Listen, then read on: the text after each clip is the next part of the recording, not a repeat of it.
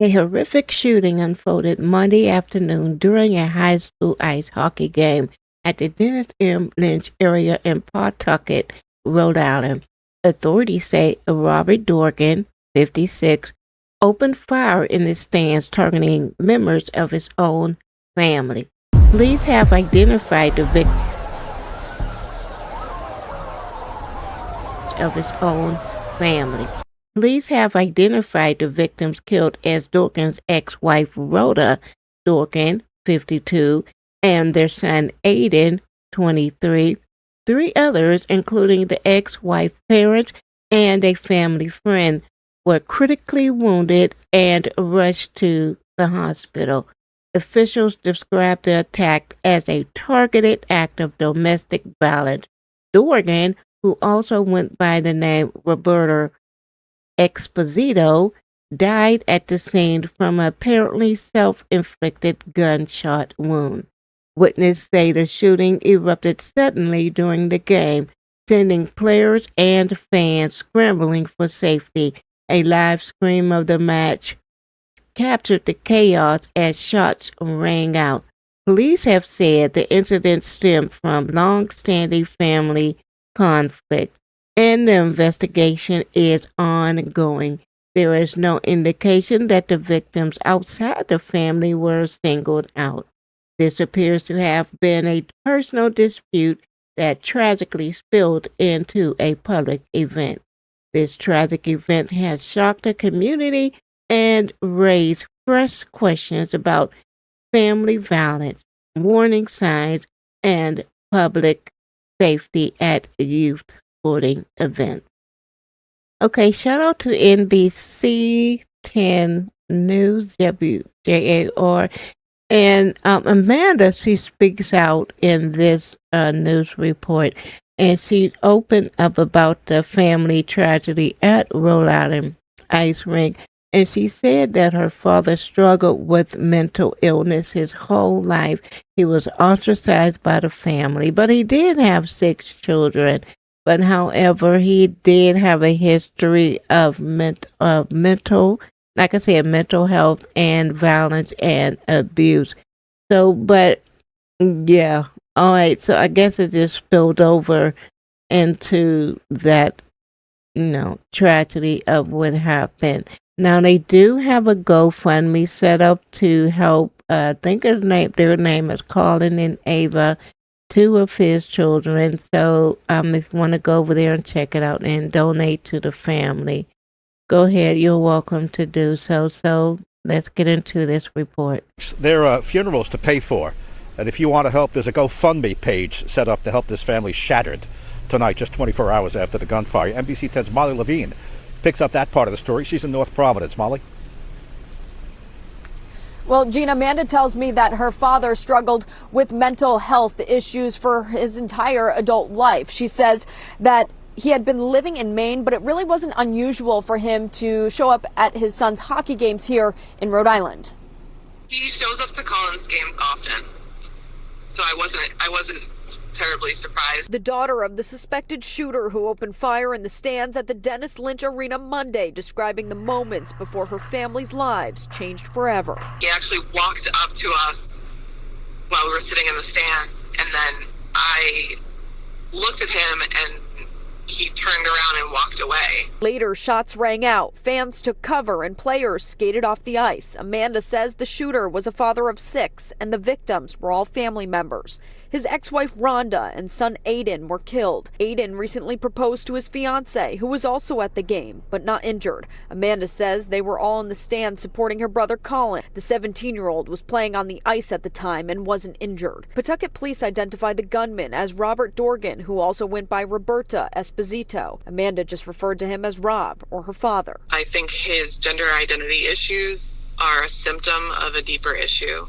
She says her father struggled with mental health for most of his adult life. He was ostracized from the family because he had a long history of violence and abuse. But as for the motive Monday, there was no boiling point, there was no tipping point, there was no signs. No, he's always had a very bizarre way about him. She says the focus is now on her surviving siblings, Ava, a hardworking nursing student, and Colin, a high school senior, launching this GoFundMe in hopes to support them financially. But Ava and Colin have a long road ahead of them. Their grandparents were also impacted by this. I just want to make sure that the focus remains on, supporting them, through the coming months and years.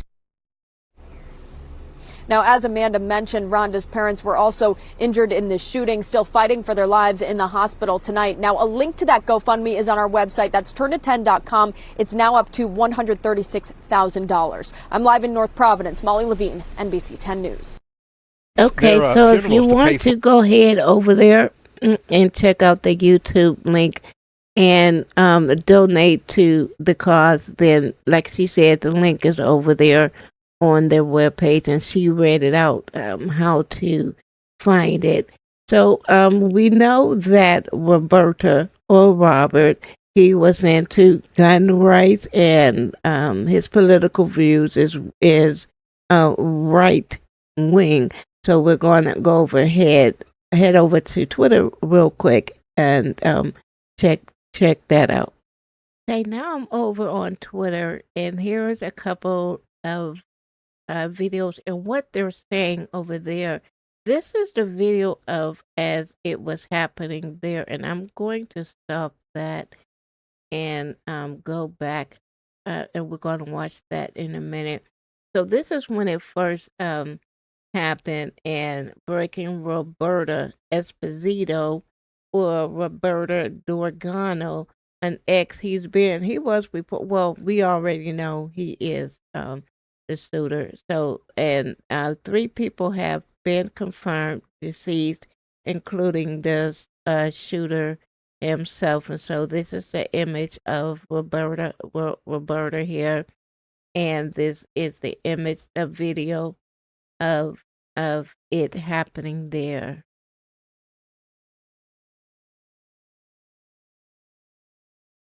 And there is not any audio.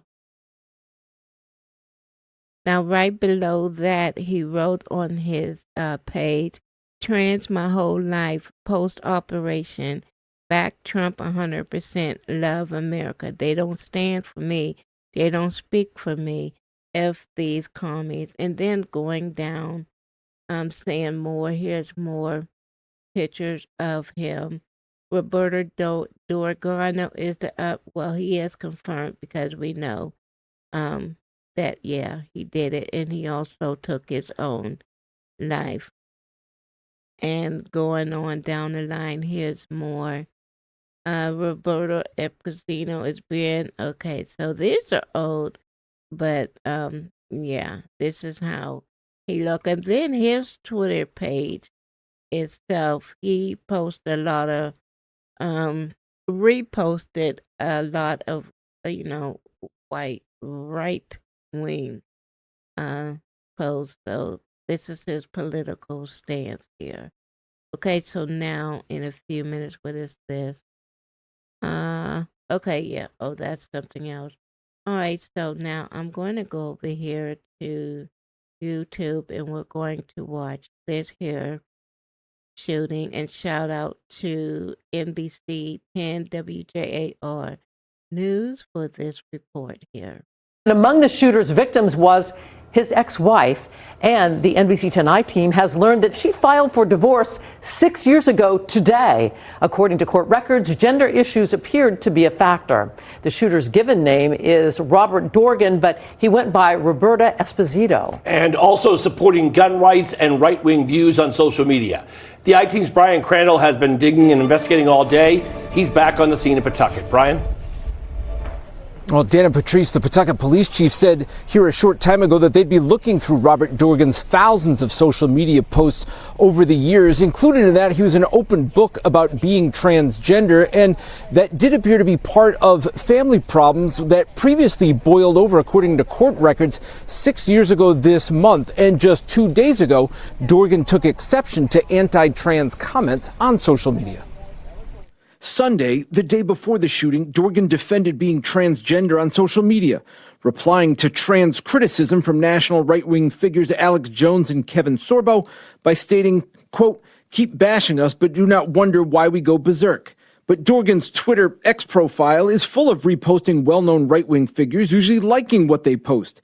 Anti-immigration, racist memes, election fraud conspiracy, Epstein file cover-up claims, including from Jones. Dorgan posted back in 2017 he got a sex change, and in 2018 that, quote, my wife says she hates the person who stole her husband.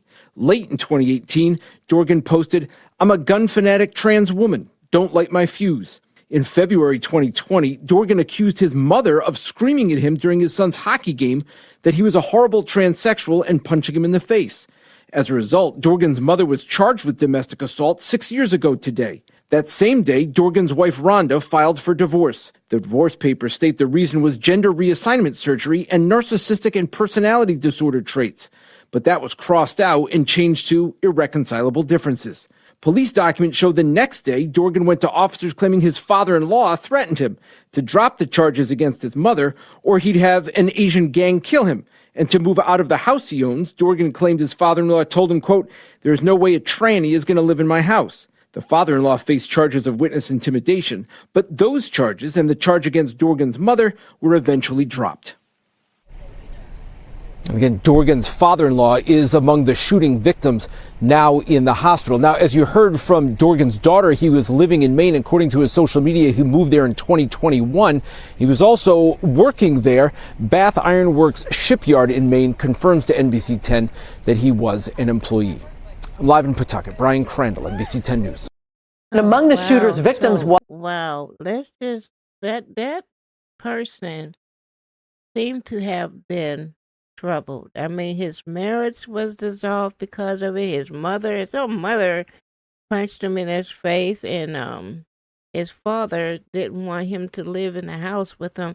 I mean, my goodness. So, well, if you're going through something like this, try to seek some professional help before you take the drastic steps of being violent towards your family and then taking out your own life, because this is really a spiritual thing. It's not sickness. This right here is spiritual.